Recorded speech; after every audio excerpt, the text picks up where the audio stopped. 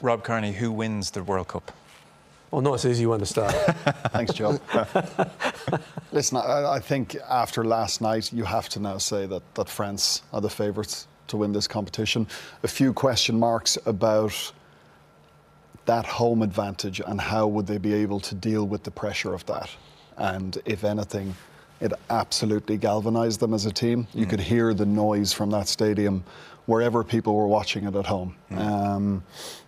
You know, you mentioned there was a lot of chat before the tournament about which team Ireland want to play in the quarter-final, provided the pool stages go well. I think that question has already been well and truly answered also. This French team, I think, have started the tournament as well as they could have. So that settles that. Ireland beating South Africa is now even more important than we may have thought beforehand. I think so, yeah. So, you know, that South African game was always going to be huge. It's bigger again after last night, and I think after what we witnessed them doing to the All Blacks that they did a few weeks ago, it's even bigger again. So it is the monumental game of this pool. Rob has nailed his colours to the mast.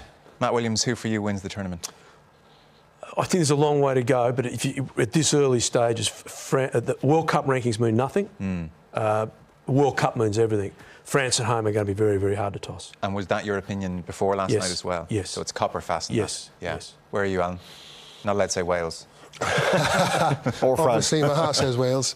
I know a lot's been said about a lot of teams, but I think South Africa, I think just the way that, you know, a lot was said about Rassie putting the bench that he had to go against New Zealand, the way they've given everyone a run, and, you know, a lot was said about that bench. I'm like, well, they're trying things that people aren't trying, and they've still got the physicality, they've still got a healthy squad, they've got the likes of Kane and Moody in the centre, exciting prospect.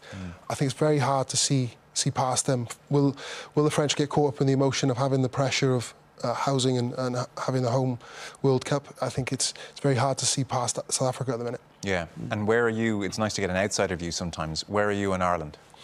Well, I think, you know, a lot of teams have had a lot of things going on off-field as well as on-field. I think Ireland have actually, yes, #1 team in the world, but they're coming nicely under the radar. I think they've had some good games. They've been able to rotate players.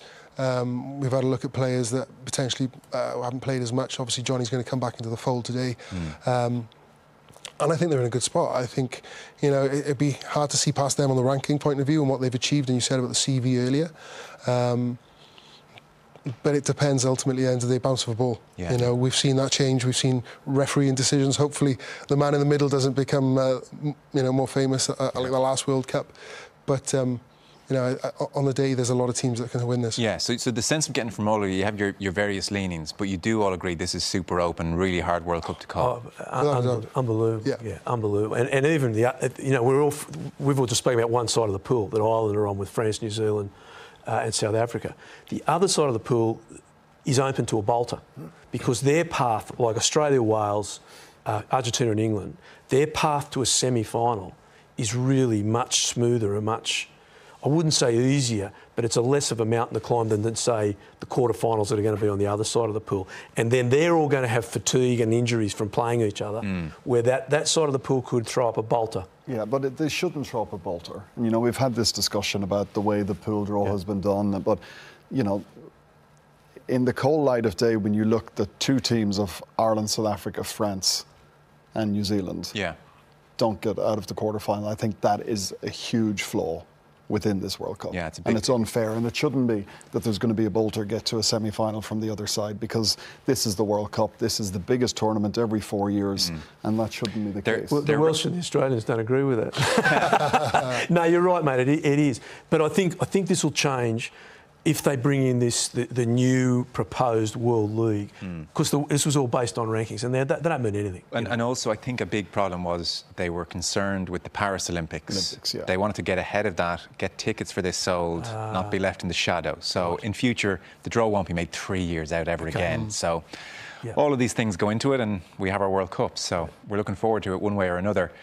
You can have your say here, by the way, on Virgin Media Television, and as usual, the arrogance is just overwhelming. So the simple question, forget World Cup, quarter-final, semi-final, will Ireland win the World Cup is the question. So scan the QR code there, let us know what you think, and we'll remember what you said in a couple of weeks' time. So we'll give you the results at the end of the show. Maybe. Maybe, said Rob Kearney.